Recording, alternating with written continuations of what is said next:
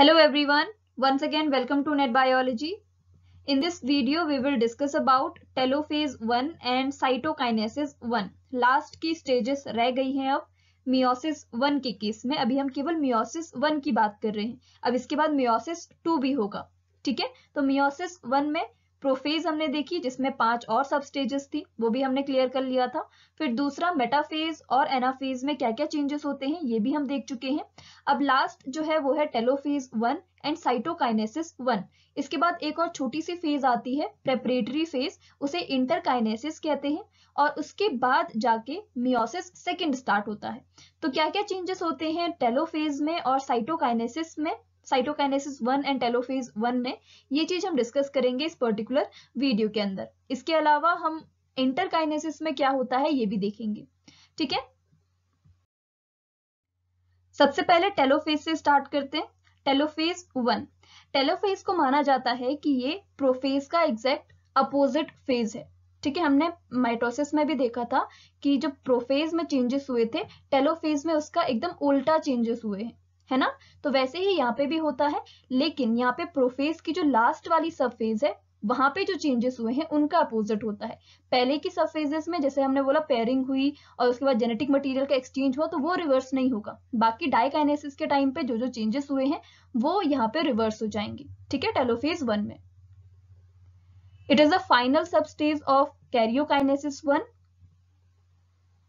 The half number of chromosomes has received by each respective poles at the beginning of telophase 1 या तो at the ending of anaphase ये चीज हो जाती है कि हाफ नंबर ऑफ क्रोमोसोम्स, या हम कह सकते हैं कि क्रोमोसोम्स के दो ग्रुप्स बढ़ जाते हैं. यहाँ पे सेपरेशन होमोलोगस क्रोमोसोम्स का हो रहा है. इससे पहले हमने माइटोसिस में सिस्टर क्रोमैटिड्स का सेपरेशन देखा था. तो यहाँ पे याद रखना है कि मियोसिस 1 है और यहाँ पे होमोलोगस क्रोमोसोम सेपरेट हो रहे हैं, इसलिए यहाँ पे हाफ नंबर ऑफ क्रोमोसोम लिखा हुआ है क्योंकि उसका अपना खुद का पेयर सेपरेट हो चुका है. तो इसका मतलब है half number of chromosomes present होंगे. भले ही सिस्टर क्रोमैटिड्स प्रेजेंट है लेकिन सिस्टर क्रोमैटिड्स एक ही सेंट्रोमियर वाले होते हैं, राइट. तो उसको हम केवल एक ही यूनिट मानते हैं. जब ये सेपरेट हो जाएंगे तब इनको दो यूनिट्स मान सकते हैं क्योंकि इनकी सेंट्रोमियर भी सेपरेट हो चुकी है. अभी सेंट्रोमियर सेम है तो इसको एक ही मान लेते हैं. तो यहाँ पे हाफ नंबर ऑफ क्रोमोसोम्स क्या हो गए हैं, रिसीव हो गए हैं बाय द पोल्स, क्योंकि वो पोल्स की तरफ पुल किए जाते हैं एनाफेज के टाइम पे. तो यहाँ पे क्या हो गया है, at the beginning of telophase, telophase की बिगिनिंग तभी से स्टार्ट हो जाती है. मतलब टेलोफेज हम फेज उस टाइम पे कहेंगे जब पोल्स की तरफ क्रोमोसोम्स आ चुके हैं. ये साइन है इसका कि टेलोफेज स्टार्ट हो चुका है. अब मियोसिस 1 में एक चीज हमेशा याद रखना कि होमोलोगस क्रोमोसोम सेपरेट हुए हैं, half number of chromosomes present है दोनों ही पोल्स पे, लेकिन उनके साथ उनके सिस्टर क्रोमैटिड्स या उनके कॉपी डीएनए या कॉपी वाला जो पोर्शन है वो प्रेजेंट है. मतलब यहाँ पे आप डायग्राम के थ्रू समझ सकते हैं. मान लीजिए ये इसका सिस्टर क्रोमैटिड वाला पोर्शन है, जो जिसका सेंट्रोमियर सेम होगा वो सिस्टर क्रोमैटिड्स है, और जिनके सेंट्रोमियर अलग अलग होंगे लेकिन उनका जेनेटिक मटेरियल या जेनेटिक मेकअप सेम होगा. मतलब अगर किसी लोकस पे, मैंने पहले भी इसके बारे में बताया हुआ है कि होमोलोगस पेयर ऑफ क्रोमोसोम और सिस्टर क्रोमैटिड्स क्या है. मान लीजिए ये वाला जो पोर्शन है इसके पास एक जीन है आई कलर के लिए और यहाँ पे जो जीन है वो भी रिस्पॉन्सिबल है आई कलर के लिए. तो ये दोनों ही पेयर एक दूसरे के होमोलोगस पेयर हुए. इनके पास जितना भी जेनेटिक मटेरियल होगा, जितने भी जीन्स होंगे, वो सेम कैरेक्टर को रिप्रेजेंट करेंगे. भले ही आई कलर में चेंजेस हो सकते हैं, एलील्स अलग हो सकते हैं, लेकिन कैरेक्टर सेम है. ठीक है, तो ये होमोलोगस पेयर है. अब इसी के जो एग्जैक्ट कॉपी है जिसका सेंट्रोमियर सेम है, मतलब ये वाली और इसके साथ भी ये वाली, तो ये जो कॉपी वाला डीएनए है ये सिस्टर क्रोमैटिड कहलाता है. ठीक है, यहाँ पे सेपरेशन पहले किसका है, होमोलोगस क्रोमोसोम का. माइटोसिस के टाइम पे होमोलोगस क्रोमोसोम सेपरेट नहीं होते हैं, इसलिए वो डिप्लॉइड सेल बनाते हैं. ठीक है, इसलिए माइटोसिस में डिप्लॉइड सेल ही बनती है. लेकिन यहाँ पे होमोलोगस क्रोमोसोम पहले सेपरेट हो रहे हैं, उसके बाद फिर से सिस्टर क्रोमैटिड्स भी सेपरेट हो जाएंगे तो हैप्लॉइड सेल बनेगी और 4 सेल्स बनेंगी. ठीक है, तो पहले होमोलोगस क्रोमोसोम सेपरेट हो रहे हैं और इसका पेयर ही सेपरेट हो चुका है, तो इसलिए इसको हाफ नंबर ऑफ क्रोमोसोम हम मान लेते हैं. ठीक है, अगर उसके पास सिस्टर क्रोमैटिड भी है तभी भी हम उसको ऐसा नहीं कहेंगे कि वो डिप्लॉइड सेल ही है, क्योंकि इसका सेंट्रोमियर सेम है, इसको हम एक ही यूनिट ही मानते हैं. जब ये सेपरेट होंगे तब ये 2 यूनिट बनेंगी. ठीक है,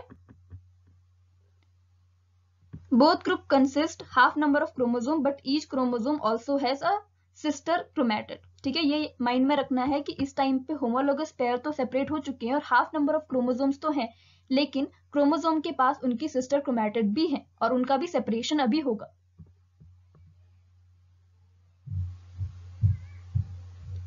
spindle fibre and aster rays disappears. Two new nuclear membranes surrounds each haploid set of chromosome। Last में क्या होता है, यहाँ पे स्पिंडल फाइबर्स का कुछ काम नहीं है, एस्टर रेज भी डिसअपियर हो जाती है, सेंट्रियोल्स वैसे ही रहते हैं, जो न्यूक्लियर मेम्ब्रेन है वो वापस से रीअपियर हो जाती है और दोनों ही ग्रुप्स के को सराउंड करती है। ठीक है, हेप्लॉइड सेल को सराउंड करती है। क्योंकि हेप्लॉइड सेल इसलिए कह रहे हैं, हेप्लॉइड सेट इसलिए कह रहे हैं क्योंकि क्रोमोसोम्स क्या हो चुके हैं, हाफ हो चुके हैं। Nucleolus and other cell organelle membranes also reappears, यहाँ पे रीअपियर हो जाती हैं। और ऑल्सो यहाँ पे जो कंडेंसेशन है वो डीकंडेंसेशन होता है, यानी कि अनकॉइलिंग और decondensation of chromosomes takes place. तो ये जो चीजें हैं ये डाइकाइनेसिस से एकदम, जो डाइकाइनेसिस के टाइम पे जो चेंजेस हुए हैं उसका एकदम अपोजिट है। ठीक है, यहाँ पे आप देख सकते हो एक डायग्राम के थ्रू टेलोफेज को। यहाँ पे साइटोकाइनेसिस भी दिखाया गया है क्योंकि एनिमल सेल में टेलोफेज के टाइम पे ही साइटोकाइनेसिस भी होता है, ओवरलैप कर जाता है टेलोफेज को साइटोकाइनेसिस, मतलब दोनों ही प्रोसेस एक साथ ही होती है। क्लीवेज फरो यहाँ पे बन चुका है, यहाँ पे एनिमल सेल दिखाई गई है। प्लांट सेल के टाइम पे सेल प्लेट बनती है और साइटोकाइनेसिस टेलोफेज के बाद स्टार्ट होता है। ठीक है, यहाँ पे आपको न्यूक्लियोलस फॉर्मिंग दिख रहा होगा, न्यूक्लियोलस स्टार्ट हो जाता है बनना। न्यूक्लियोलस के अलावा और जो अदर सेल ऑर्गेनेल्स हैं जो डिसअपियर हो चुके थे वो भी स्टार्ट हो जाते हैं बनना। स्पिंडल फाइबर्स यहाँ पे डिसअपियर हो जाते हैं और वो साइटोस्केलेटन बनाते हैं। फिर वो जो प्रोटीन है स्पिंडल्स की वो फिर साइटोस्केलेटन बनाती है। इसके बाद न्यूक्लियर एनवलप भी यहाँ पे फॉर्म हो रहा है।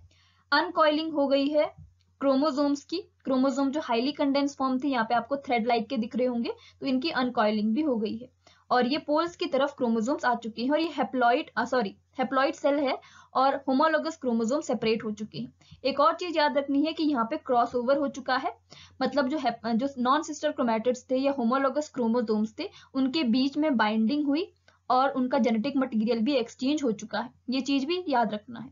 ठीक है, तो ये था टेलोफेज। अब हम साइटोकाइनेसिस देखेंगे, साइटोकाइनेसिस 1।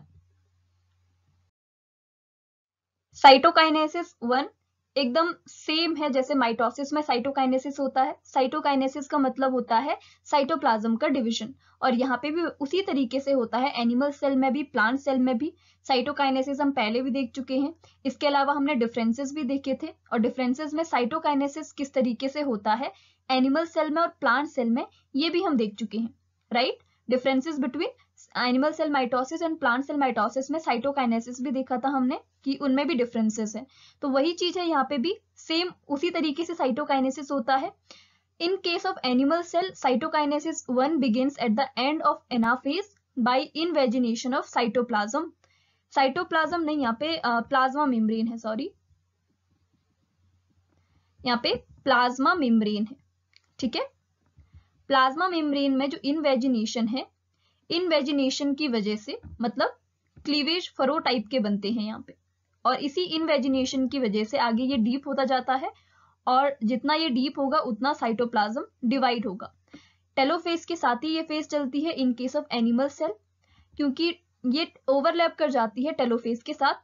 यहाँ पे आप देख सकते हैं कि end of the anaphase, anaphase के एंड से ही ये स्टार्ट हो जाता है।